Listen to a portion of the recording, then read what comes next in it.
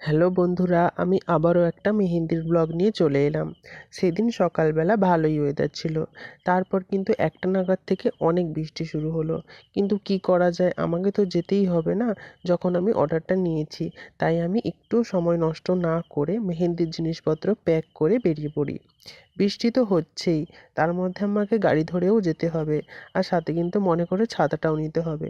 এখন তো বৃষ্টি কিন্তু সবসময় লেগে থাকে সারা বছর, এটা কিন্তু খুবই বিরক্তিকর ব্যাপার। যাই হোক, লোকেশনটা ছিল মোহনপুর, সেখান থেকে আরও 2 কিলোমিটার কিন্তু ভেতরে।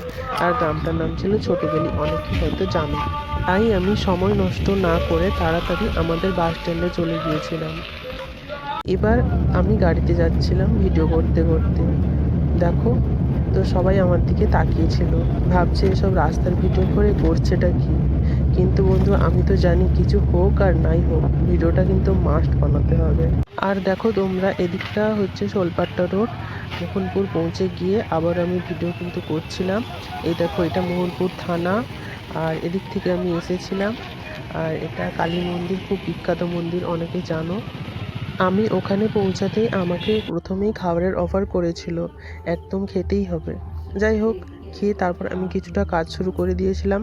এদিকে নেল আর্টিস্ট নেল আর্ট করছিল। এই দিদিই ছিল ব্রাইডের নেক্সট দিনের মেকআপ আর্টিস্ট, অনেক মিশুকি দিদি। ফ্র্যাঙ্কলি আমরা অনেক গল্প করছিলাম, আর সে তার সুন্দর নেল আর্ট করার পর ভিডিও নিচ্ছিল। এই ভিডিওটা নেওয়াটা কিন্তু মাস্ট দরকার, এটা একদমই ছাড়া যায় না, সে যা কিছুই হয়ে যাক না কেন। এদিকে আমিও মেহেন্দির কিছুটা স্টার্ট আপ ডিজাইন করে ভিডিও নিয়ে নিচ্ছিলাম। কেমন লাগছে ডিজাইনটা তোমরা জানিও।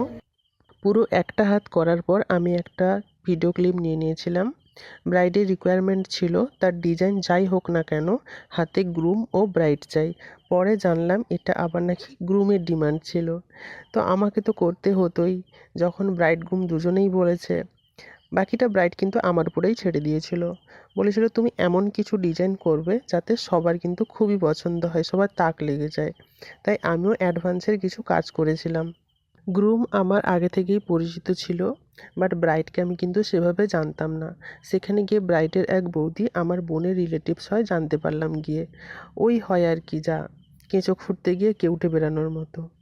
ব্রাইডও শেষে রিলেটিভস বেরালো, ব্যাপারটা কিন্তু বেশ মজার ছিল। এই দেখো, সবশেষে ব্যাক সাইডের মেহেন্দি ডিজাইনটা আমি করেছিলাম। শেষ করতে 4.5 ঘন্টা 5 ঘন্টা মতো লেগে গিয়েছিল। আর আজকে এখানের মতনই শেষ ভিডিওটা। বাই।